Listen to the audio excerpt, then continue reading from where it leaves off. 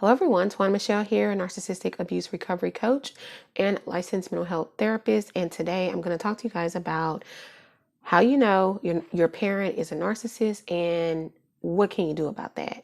So let's start off with some of the traits of a narcissistic parent. One of the main things that you're going to find with a parent who's a narcissist is that they don't see their children as separate individuals, separate beings with the ability to make their own decisions, to feel however they feel, and to have their own wants, needs, desires.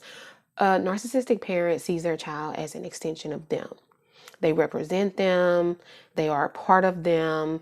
It's like the parent does not stop and the child begins. So it's just an extension of who they are. And so they don't accept that that child has their own individual self, and they often don't parent in a way that promotes development of the self.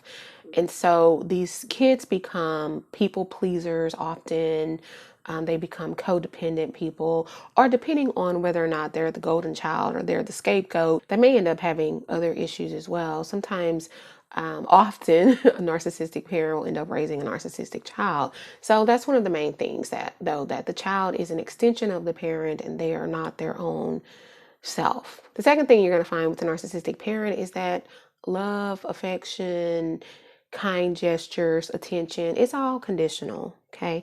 It is not unconditional love with a narcissistic parent. You will feel loved by them if you do exactly what they want and expect you to do.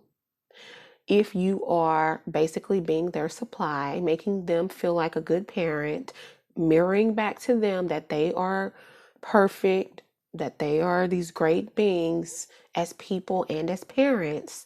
So they believe that everything you do is a reflection of them and it makes them look good or bad. So some may say, well, that's kind of normal for a parent, but I'm talking about beyond what is considered normal for a parent. And one could argue that that is not healthy parenting, regardless of whether or not it's normal. But I'm not going to really get into that.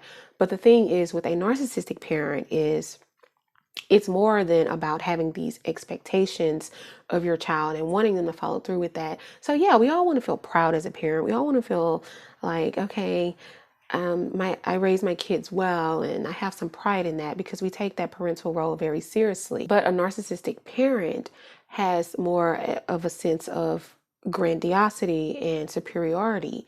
So not only do they think, oh, I'm proud that I raised my kid well, they have thoughts like, oh, see, that I knew that I was going to be a perfect mom, and look what I raised, and look what my child turned out to be. And then they compare their child to other children, and Jane's child, they're not doing well in school and they're not doing anything with their lives, but look at my kids.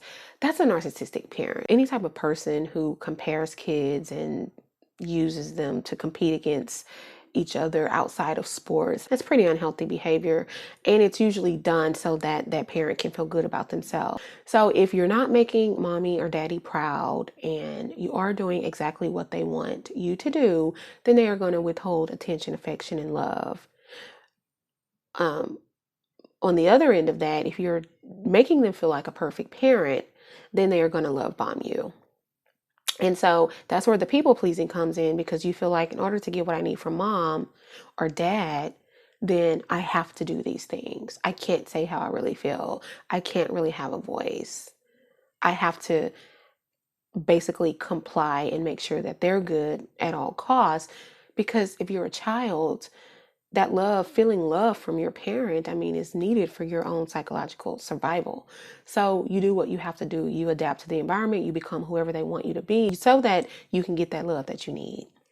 And the third thing that I have here as a characteristic of a narcissistic trait, I kind of already touched on how they use their kids for validation and supply. So yes, the narcissistic parent will use their kids to validate their own sense of worth, but also the kid is their supply. So again, it's the kid mirroring back to them. It's the kid feeding their ego. It's the kid meeting all of the parents' need. Sometimes this also looks like the parentified child. So the child becomes the emotional caretaker of the parent.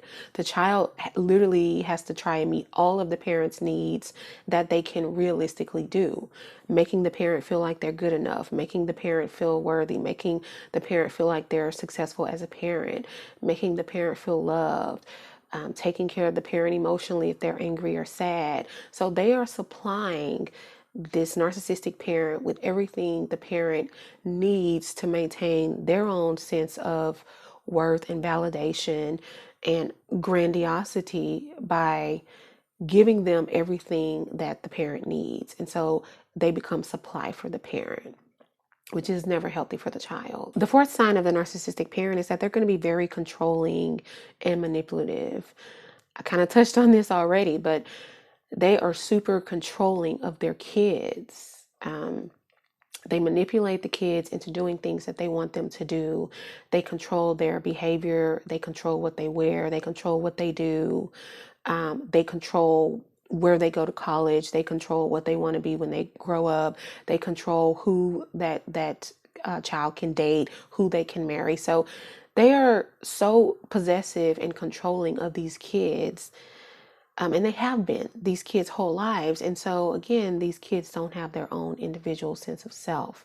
So if you have a parent who's very controlling, possessive, to the point where they manipulate you into doing exactly what they want you to do, then you're likely dealing with a narcissistic parent. The fifth trait of a narcissistic parent is that they're going to be extremely jealous and competitive. So you're going to see this in a couple of ways. We see this a lot with mothers and daughters. As mothers, especially as the girls grow up and maybe they're beautiful and they're successful and maybe they've done things in their life that that parent has not been able to do. You'll find the parent, the mother, getting jealous of the child and trying to do things to sabotage them and putting them down. The mother will become overly critical of the girl.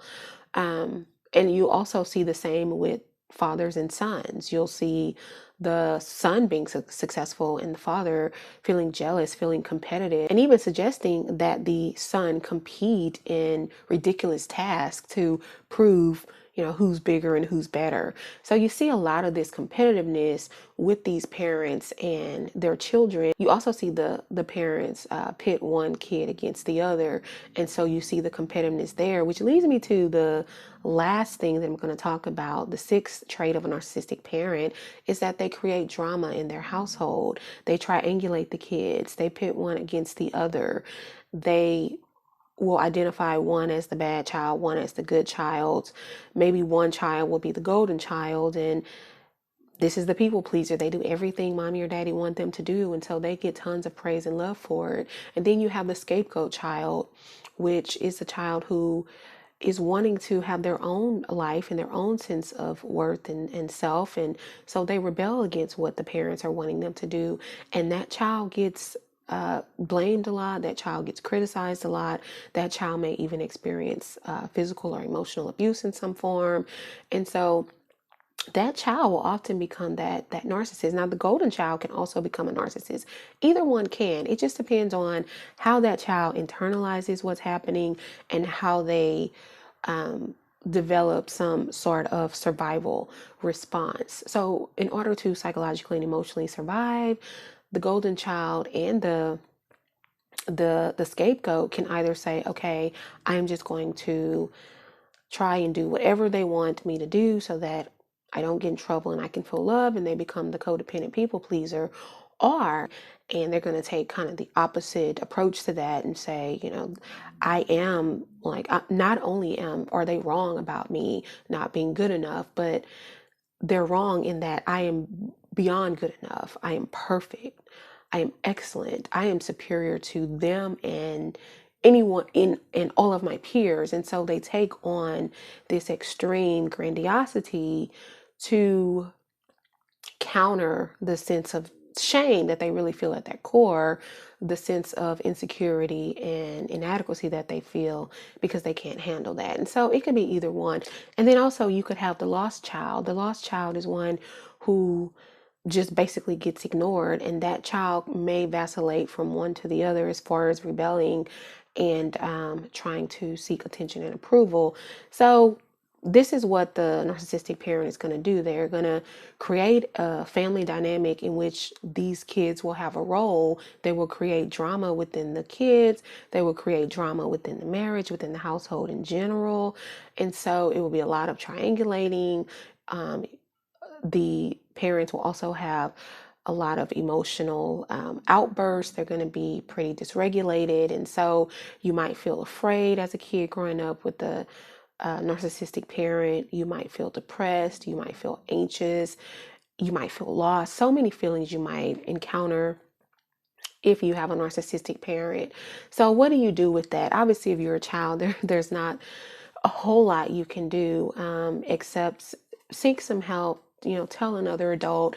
If there's another trusted family member that you can talk to, a grandparent, an aunt, uncle, whomever, maybe you can talk to them. But I can say, as a child, you're pretty much in a helpless situation, because even when we go and talk to someone as children, then there are going to be repercussions to doing that. And ultimately, as a child, the parent is in control. And so we're kind of stuck in these dynamics. So we go into adulthood as individuals who struggle with a sense of worth and identity and self-esteem and self-confidence.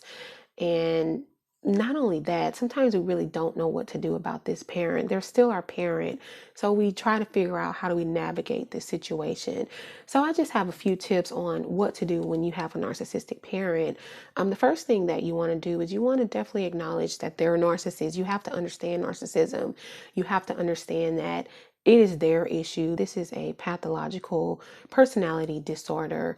And so it's not your fault. You want to move away from self-blame and self-criticism and place the blame where it belongs, which is on the parent, just acknowledging who they are. That is so important when dealing with a narcissistic parent. And the second thing you want to do is you want to set healthy boundaries with those parents. You are going to make it very clear that certain inappropriate behaviors are not acceptable and not allowed, and you won't tolerate it. So you have to give them if-then statements. If you continue to criticize me and put me down, then I am not going to continue to answer your calls. You might have to go so far as to block them. You're basically setting boundaries to protect your own mental and emotional well-being. The third thing you want to try to do with these narcissistic parents that are still going to be in your life is you have to learn to observe and not absorb, which goes back to what I was saying about recognizing it's their stuff, not yours. I know that is hard because these are your parents. It is not easy to not emotionally absorb the abuse and the emotional harm caused by a parent. Okay, we're talking about the mommy wound, the daddy wound. We know how painful that is. We know how difficult it can be to process that and work through that and get to a place of acceptance. But it's so important in learning to kind of take a step back, observe what's going on objectively, call it what it is, give it the name. This is my narcissistic parent being emotionally abusive. This is my narcissistic parent belittling me. So when we call something what it is and we describe it, it helps us to separate ourselves emotionally from that. Now, we still will need to process those emotions, but we can do that some other time and not in the moment get emotionally absorbed into what's happening. Otherwise, we're going to end up being harmed again by these people. And the last thing you want to do, possibly if you have a narcissistic parent, you might have to create some distance. The no contact rule applies to parents too. I know it's harder. I get that. But if you have set boundaries and these parents continue to hurt you, and your mental and emotional health is affected because of it, not to mention if you've gone on to have your own children and now your own children, their grandchildren, are experiencing things similar to what you did growing up, you've got to protect them. So there is nothing wrong with creating distance from your parents and choosing to go no contact with them if they cannot respect your boundaries. That might be a last resort, but that is an option. So you do what you have to do to be well and to protect yourself. And I always say, I don't care who it is. No one has the right to hurt you, to intentionally harm you. That's called abuse. No one, not even a parent, no one. And if you can take that approach and you can see them for who they are, then it becomes easier for you to distance yourself. So that's all I have, guys.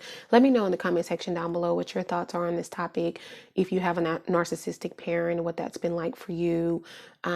Like this video, leave a thumbs up. It really does help my channel. Share it out with others who you think may benefit from this topic. And if you have not subscribed to this channel, what are you waiting on? We'd really love to have you be a part of this community. And thank you so much for watching. Until next time, take care. Bye.